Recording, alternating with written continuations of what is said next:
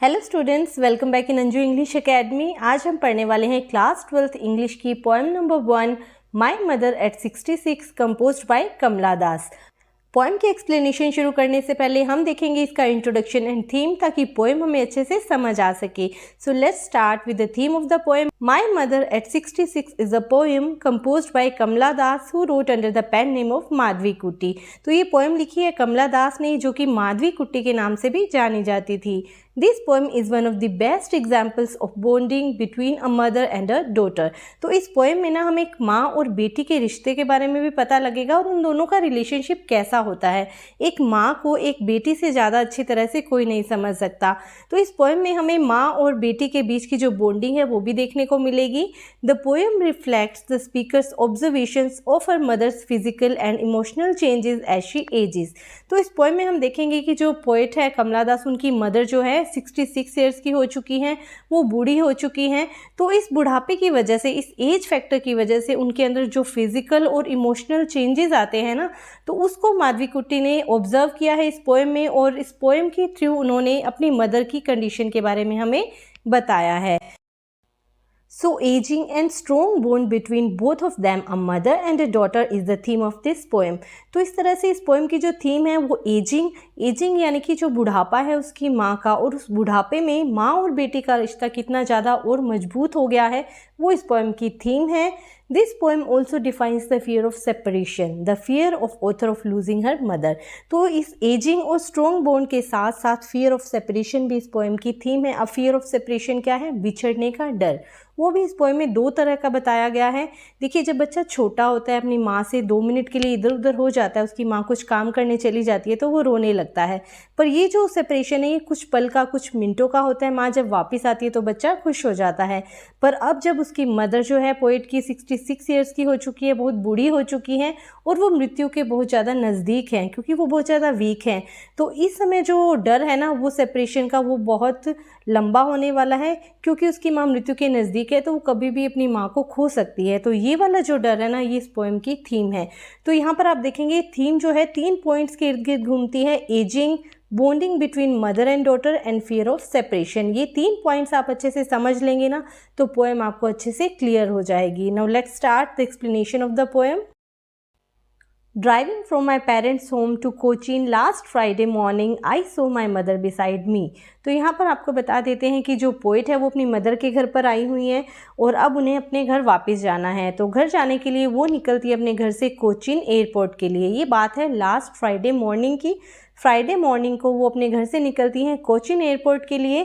वो ड्राइविंग कर रही है। Driving from my parents' home to Cochin last Friday. यहाँ पर इसका मतलब है कि वो ड्राइविंग करते हुए गाड़ी पे जा रही है कोचीन एयरपोर्ट के लिए।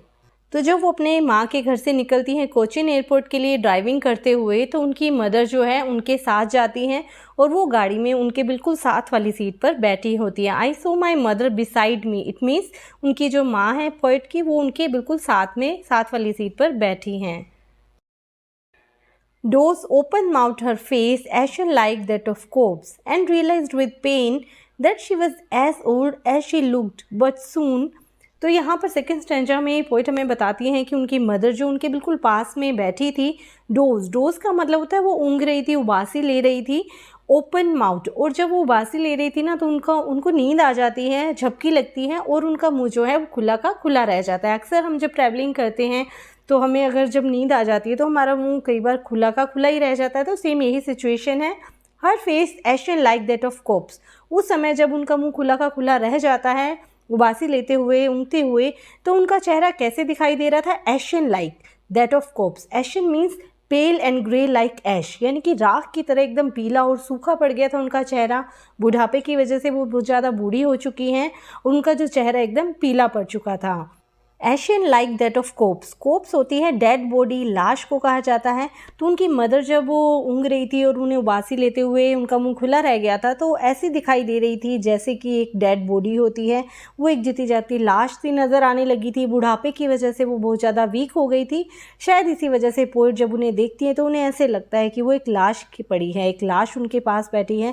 And realised with pain. अब इस समय उन्हें बहुत ही दुख होता है अपनी मदर को इस कंडीशन में देखते हुए, that she was as old as she looked, और जितनी वो बूढ़ी हैं उससे ज़्यादा दिखाई दे रही थी। उनके वीकनेस की वजह से उनकी बॉडी जो है बहुत ही कमज़ोर हो गई थी और शायद अब उनसे बिछड़ने का समय नज़दीक आ गया था। उनकी मदर जो है मृत्यु के बिल्कुल नज़दीक थी। ये सब रियलाइज़ करते हुए जो पोइट हैं कमला दास, उन्हें बहुत ही दुख हो रहा था। But soon put that thought away and looked out that young trees sprinting, the merry children spilling out of their homes. अब ऑथर कहती हैं कि उनके मन में जो बुरे बुरे ख्याल आ रहे थे कि उनकी मदर जो है बहुत ज़्यादा बूढ़ी हो चुकी हैं, वीक हो चुकी हैं, तो उनकी डेथ कभी भी हो सकती है। तो ऐसे ख्यालों से दूर होने के लिए वो खिड़की से बाहर की तरफ देखती हैं। पुट दैट थॉट अवे, ये जो विचार था, उनकी मृत्यु का जो विचार था, उनसे दूर हटते हुए वो बाहर देखती हैं और क्या पाती हैं? Looked out that young tree sprinting. तो ये छोटे छोटे सुंदर सुंदर पेड़ दिखाई देते हैं जो पीछे की तरफ जा रहे होते हैं। स्प्रिंटिंग का मतलब होता है पीछे की तरफ तेजी से जाना। तो जब भी हम ड्राइविंग करते हैं तो हम देखते हैं खिड़की से जो पेड़ पौधे बाहर दिखाई देते हैं वो तेज गति से पीछे की तरफ जाते हुए दिखाई देते हैं, उसे ही स्प्रिंटिंग कहा जाता है। The Mary children spilling out of their Holmes. Mary children, children मतलब बच्चे और मैरी मतलब मुस्कुराते हुए। तो और बच्चे जो हैं घरों से बाहर निकल रहे हैं, ग्रुप्स में बाहर आ रहे हैं और मुस्कुराते हुए वो बहुत ही अच्छे दिखाई दे रहे हैं। तो ये पॉजिटिव चीज़ें जो बाहर हैं वो दिखाई दे रही हैं पोएट को, और एक तरफ से उनका माइंड जो था डिस्ट्रैक्ट हो गया है। जो बुरे ख्याल आ रहे थे उनसे दूर हटते हुए खिड़की से बाहर प्रकृति को देखती हैं और वो एक कंपैरिजन करती हैं अपनी मदर की। जो उनकी एज है वो बहुत बुढ़ापे वाली है, उनकी डेथ होने वाली है, और वो जो ओल्ड एज है उसको वो कंपेयर करती है यंग एज से। यंग एज क्या दिखाई दे रही है? जो यंग ट्रीज दिखाई दे रहे हैं, बच्चे दिखाई दे रहे हैं, उनसे उन दोनों का कंपैरिजन होता है। But after the airport security check standing a few yards away, I looked again at her, wan, pale as a late winter's moon, and felt that old familiar ache, my childhood's fear. अब उधर बताती हैं कि वो airport की security check पर पहुंच चुकी हैं, standing a few yards away, और वो अपनी माँ से कुछ यार्ड्स की दूरी पर खड़ी हैं। I looked again at her. अब इस स्थिति में वो फिर से अपनी माँ की तरफ देखती हैं और वो उनकी जो माँ है उन्हें कैसे दिखाई देती है? Wan, pale as a late winter's moon. Wan का मतलब होता है कलरलेस, उनके चेहरा बिल्कुल फीका पड़ चुका था बुढ़ापे की वजह से। पेल मतलब येलोइश हो गया था। As a late winter's moon, it means late winter's moon मतलब जो जाती हुई शरद ऋतु होती है ना, उसका जो चांद बिल्कुल फीका सा धीमा सा दिखाई देता है ना, बिल्कुल वैसा ही उसकी माँ का चेहरा दिखाई दे रहा था।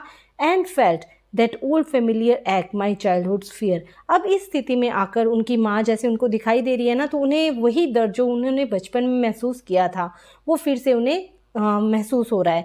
मैंने इंट्रोडक्शन में भी आपको बताया था ये जो पोएम है इसकी थीम है फियर ऑफ सेपरेशन, यानी कि बिछड़ने का डर। तो बचपन में जो वो डर होता था ना बच्चे के मन में अपनी माँ से बिछड़ने का, वही दर्द आज वो फिर से महसूस कर रही है।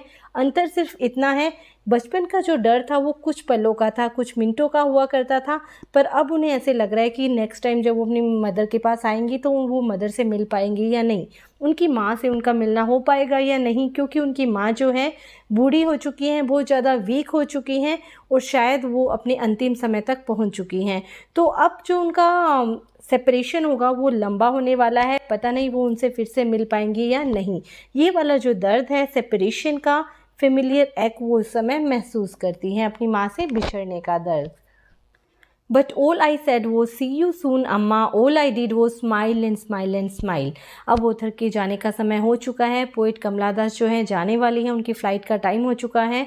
और इस समय जो उनके मन में दर्द था अपनी माँ से बिछड़ने का, क्योंकि ये जो दर्द था ना फियर ऑफ सेपरेशन, ये एक उनके मन में ये आ रहा था कि शायद वो अब अपनी माँ से कभी नहीं मिल पाएंगी। उनकी माँ की जो है मृत्यु अब नज़दीक है, वो बहुत ज़्यादा कमज़ोर हो चुकी हैं, बहुत वीक हो चुकी हैं और बहुत ज़्यादा बूढ़ी हो चुकी हैं। पर इस दर्द को छुपाते हुए वो अपनी माँ से कहती है सी यू सून अम्मा, माँ जल्दी ही मिलेंगे। क्यों? क्योंकि वो जाते जाते अपनी माँ का मुस्कुराता हुआ चेहरा देखना चाहती थी, तो उन्होंने उसको जाते जाते अलविदा कहा। ऑल आई डिड वो smile and smile and smile, और जाते जाते वो अपने मुस्कुराती रही और अपनी माँ का मुस्कुराता हुआ चेहरा देखती रही। तो this is the explanation of the poem. I hope आपको ये पोएम अच्छे से समझ में आई होगी। अब हम देखेंगे poetic devices which are used in this poem. So let's start with the poetic devices. Poem my mother at 66 जो है फ्री वर्स में लिखी गई है। It means the poem doesn't contain a regular rhyme scheme. तो it means poem में कोई भी राइम स्कीम को फॉलो नहीं किया गया है, ये फ्री वर्स में लिखी गई है। इस पोएम में पोइट ने सेकंड जो यूज़ किया है वो है एंजेममेंट। एंजेममेंट क्या होता है? It is a literary device in which a line of a poetry carries its idea और thought over to the next line without a grammatical pause. It means इस पोएम को एक ही लाइन में लिखा गया है, कहीं पर भी आपको ग्रामेटिकल पोज, फुल स्टॉप कुछ भी देखने को नहीं मिलेगा। जहाँ से पोएम शुरू होती है एंड तक वो वही लाइन कंटिन्यू रहती है, इसे एंजेममेंट कहा जाता है। तो इस पोएम में जो है ना थॉट पोएट का, वो एक ही लाइन में शुरू होता है, उससे वही लाइन जो है लास्ट तक कंटिन्यू रहती है। इसमें किसी भी स्टैंजा फॉर्म का यूज़ नहीं किया गया है, एंजेममेंट का यूज़ है। इट मीन्स बिना किसी ग्रामेटिकल पोज के एक ही लाइन को लास्ट तक कंटिन्यू किया गया है। नेक्स्ट लाइन में जो पोइट कहते हैं आई सो माई मदर बिसाइड मी, यहाँ पर पोइट ने एलिट्रेशन का यूज़ किया है। एलिट्रेशन क्या होता है? Alliteration is the repetition of consonant sounds at the beginning of the words. जब कोई वर्ड्स शुरू होता है ना, उसका पहला लेटर जो कॉन्सोनेंट हो और वो बार बार रिपीट हो और वर्ड में, तो वो एलिट्रेशन कहलाता है। तो यहाँ पर आप देख सकते हैं आई सो माई मदर बिसाइड मी, इसमें एम जो कॉन्सोनेंट साउंड है बार बार रिपीट हो रहा है। माई में एम है, मदर में एम है और फिर मी में भी एम है। तो एम जो साउंड है, म साउंड, कॉन्सोनेंट साउंड रिपीट हो रहा है, तो यहाँ पर एलिट्रेशन का यूज़ हुआ है। नेक्स्ट हम देखेंगे यूज़ ऑफ एसोनेंस। एसोनेंस क्या होता है? Assonance is the repetition of vowel sounds. जब ए, ई, आई, ओ, यू ये 5 वोवल है, इनमें से कोई वोवल बार बार रिपीट होता है तो वो एसोनेंस होता है। एग्जाम्पल हम देख सकते हैं, dose open mouth her face ashen like that. यहाँ पर आप देख सकते हैं ओ, ए और ई, ये तीनों वोवल्स जो हैं बार बार रिपीट हो रहे हैं। डोज में ओ है, ओपन में ओ है, माउथ में भी ओ है, और इसी तरह से ए और ई साउंड भी बार बार रिपीट हो रहे हैं, तो यहाँ पर एसोनेंस का यूज़ हुआ है। नेक्स्ट हम देखेंगे सिमिली का यूज़। सिमिली क्या होता है? व्हेन टू अनलाइक और different things are compare to each other by using as और लाइक। यानी कि जब दो डिफरेंट चीज़ें एक साथ कंपेयर की जाती हैं और कंपेयर करते समय एज और लाइक का यूज़ किया जाता है तो वो सिमिली होता है। एग्जाम्पल हम देख लेते हैं यहाँ पर, her face ashen like that of a corpse. यहाँ पर ऑथर ने, पोइट ने अपनी मदर के फेस को कंपेयर किया है कोप से और यूज़ किया है वर्ड कौन सा? Like. Her face ashen like that of a cops, यानी कि उसकी जो मदर थी उनका चेहरा बिल्कुल डेड बॉडी की तरह दिखाई दे रहा था, और इस कंपैरिजन को करते समय उन्होंने लाइक का यूज़ करा, इसलिए यहाँ पर सिमिली है। नेक्स्ट हम देखेंगे that she was as old as she, यानी कि वो इतनी बूढ़ी हो चुकी थी जितनी कि वो चेहरे से दिखाई दे रही थी। यहाँ पर भी एज का यूज़ हुआ है, इसलिए यहाँ पर सिमिली है। नेक्स्ट में हम देखेंगे, नेक्स्ट पैराग्राफ में उन्होंने कहा है as a late winter's moon. यहाँ पर जो पोइट की मदर हैं उनके फेस को कंपेयर किया है लेट विंटर मून से, यानी कि जो विंटर सीजन का जो मून होता है, लेट विंटर सीजन का जाती हुई जो सर्दी होती है उसका जो मुरझाया हुआ सा चांद होता है ना, डिम सा, उससे उस चेहरे को कंपेयर किया उन्होंने अपनी मदर के फेस को, और यहाँ पर कंपैरिजन में एज का यूज़ किया है, इसलिए यहाँ पर भी सिमिली है। नेक्स्ट हम देखेंगे use of imagery, metaphor and consonance, जो कि एक ही लाइन में ये सारे यूज़ हुए हैं।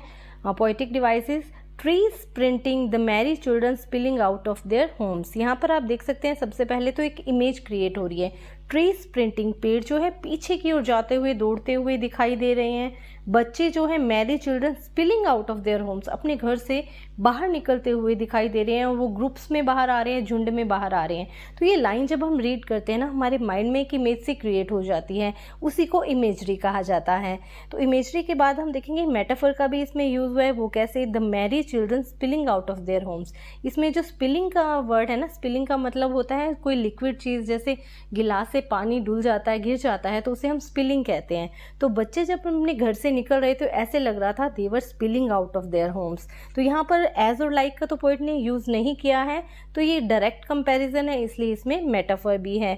और लास्ट हम देखेंगे कॉन्सोनेंट साउंड टी और एस जो है इसमें बार बार रिपीट हो रही है।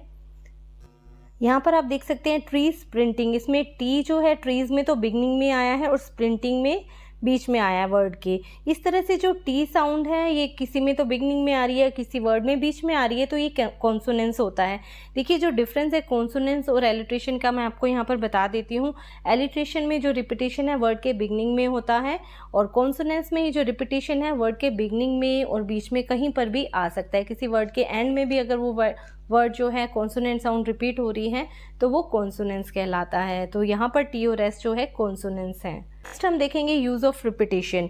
All I did was smile and smile and smile. Last line में कमला दास कहती हैं कि वो बहुत ज़्यादा दुखी थी अंदर से, अपनी मदर को देखकर उनका मन जो है बहुत ही दुखी हो रहा था, बट स्टिल उन्होंने अपने दर्द को छिपाते हुए अपने चेहरे पर मुस्कुराहट वो लेकर आते हैं, और उसी मुस्कुराहट को एम्फेसिस करने के लिए, स्माइल पर जोर देने के लिए इस वर्ड को बार बार रिपीट किया गया है। Smile and smile and smile 3 बार इसे रिपीट किया गया है, स्ट्रेस देने के लिए, इस वर्ड के ऊपर स्ट्रेस देने के लिए, एम्फेसिस देने के लिए। यही होता है रिपीटेशन।